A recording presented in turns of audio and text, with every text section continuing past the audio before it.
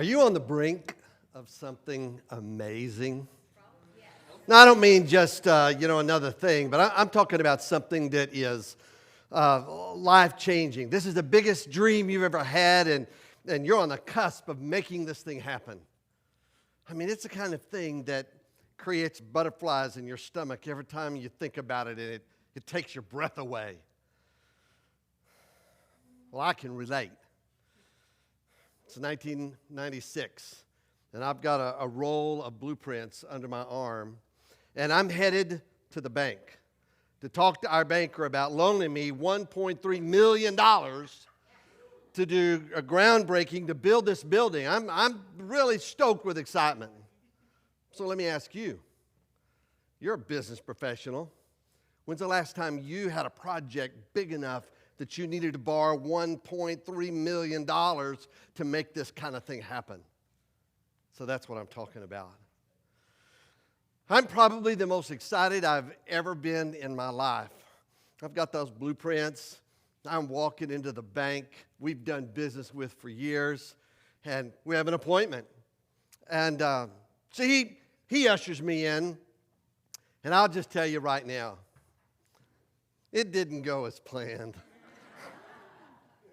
I rolled out those beautiful blueprints on his big mahogany desk and said, this is it. 13,000 square foot worship facility, and we've got our main auditorium in the middle, and then offices and Sunday school rooms and classes around, and a kitchen over here, and I'm really excited about that. And he kind of took his glasses off and looked it over. Yeah, looks real good. And then he looks at me and he said, how can I help you? I'd like to borrow $1.3 million, do the groundbreaking on this building and raise it. And he said, okay, did you bring your financials with you? My financials? I mean, you're my banker. You've got my financials. I mean, all of my deposits are here, and okay. Well, let me look at that. Click. And are these all your assets? Yes, those are all our assets. Oh,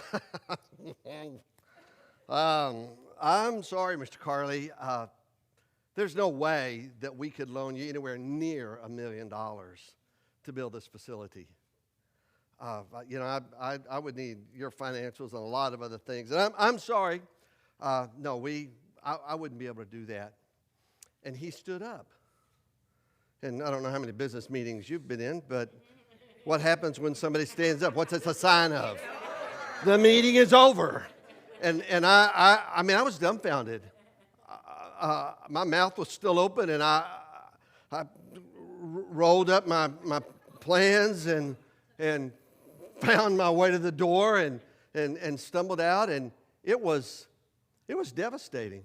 I mean, this was a lifelong dream. This was something that I'd wanted to do for a long time. All of my emotion, my heart, what little intelligence I had, all of that was wrapped up in those blueprints and my plan, and it wasn't enough. And wow, I was pretty blown away. I got in my car and I headed back to the office, and I didn't know what to do. I was, quite frankly, pretty devastated. I was stuck, and I didn't have a plan B. He was the banker. He was supposed to have all the answers for my problem. Well, I learned some things that day that I want to share with you. And these things have helped me tremendously getting some of my big, scary, audacious dreams across the finish line. The first thing that I should share with you is that if you have a big, scary, audacious goal, it comes in a package with a bunch of big, scary, audacious obstacles.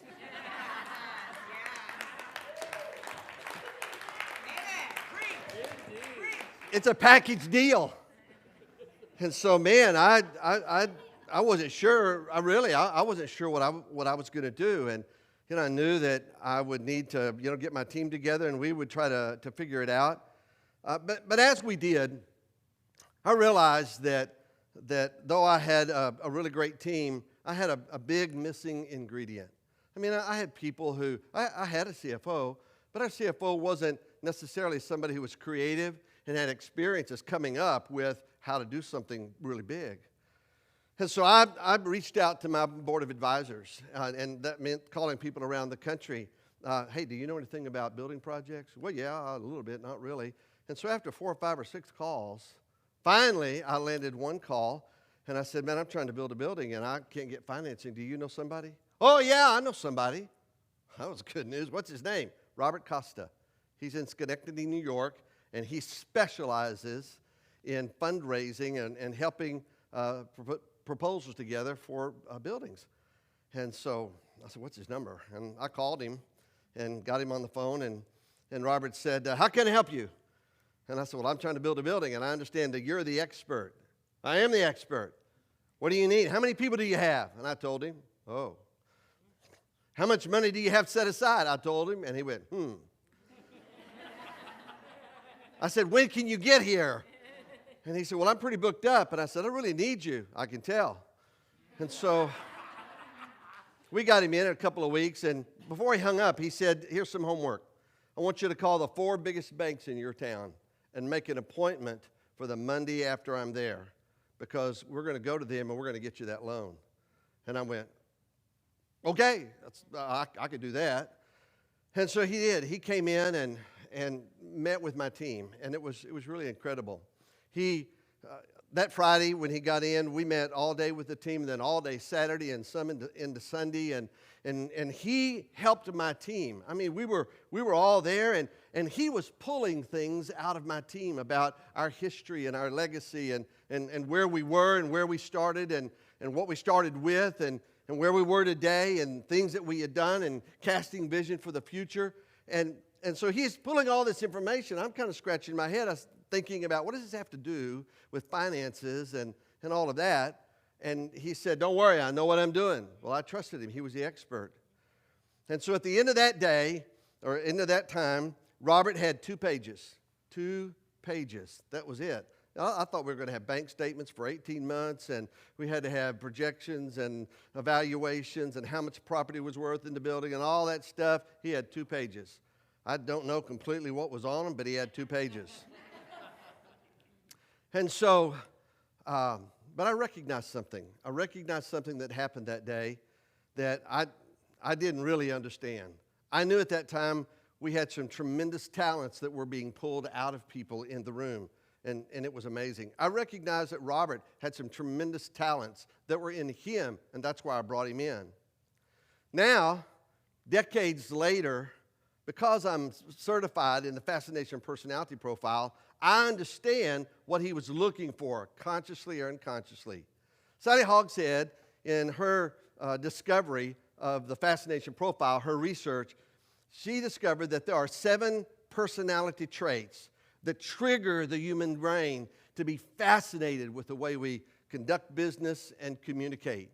And those fascinations, I won't bore you with all of them, but it was innovation, power to take action, passion to work with people, alert, attention to details, creativity, and a high bar of excellence. And all of those things he was pulling out of our team and putting them onto a piece of paper and helping us to come up with exactly what we needed. It was unbelievable. You know, now in the place that I am, any person who comes into my coaching or a team that I work with, I take them all through Sally Hogshead's Fascination Assessment, because now I can see what their superpowers are and identify the superheroes on that team. So it was Monday, and it was time to go. And so first appointment was at 9:30, and it was so cool. Robert walked into Lubbock National Bank. He walked up to the receptionist and said, I have an appointment with so-and-so. Where is his office? And she pointed, and he just went. He didn't wait for her to direct or carry him over there. He just went, and I was right behind him. And so we went over there, and he sat down. I have a poster in my office, and it's of The Rock and Dwayne Johnson. And the poster, he's got a big smile on his face. And it says, when the door of opportunity presents itself, don't knock. Kick that door in, smile, and introduce yourself. And that's what we did. And so it was really great. We went to the first bank, and they said, we'll get back to you. Went to the second bank. They said, we'll get back to you. Went to the third bank. They said, we'll get back to you. And on the fourth bank, he flew out of town. He caught his flight and left. And I went into the fourth bank and presented it. And all we had was a folder with 2 sheets of paper in it. And I'm thinking, I was confident, sort of. In him, I was borrowing his confidence. And then a couple of weeks later, the phone call started coming in. Mr. Carley, Plains National Bank, yes. Well, we've looked at your proposal, and we'd be delighted to loan you the money. Great, I'll be in touch with you. Lubbock National Bank, Mr. Carley, our leaders have looked over your proposal, and we'd be happy to loan you the money. The third bank, Mr. Carley, we looked over your stuff, and we're going to hold back. We've decided that maybe this is not the right time. Okay, well, I understand. And then the fourth bank, Mr. Carley, yes, we have decided, yes, we want to loan you the money. 3 out of 4 banks said yes. I'm so excited about that, but here's what I really want to communicate with you today. I'm excited for what our team did. It wasn't just Robert Costa, but it was our team and then his skills that came in combined with our team. These people turned into superheroes and did a super job helping us push a big achievement across the finish line. Terry Schock gave me some advice years ago, and I've never forgotten it, and I want to give it to you. If you want to go fast in your career, go by yourself. You can pivot, you can turn, you can just do whatever you want to. But if you want to go far and you want to go big, you're going to have to build a team of experts that are smarter than you. I'd like to encourage you today to go activate your superheroes and find out what their superpowers really are. Thank you.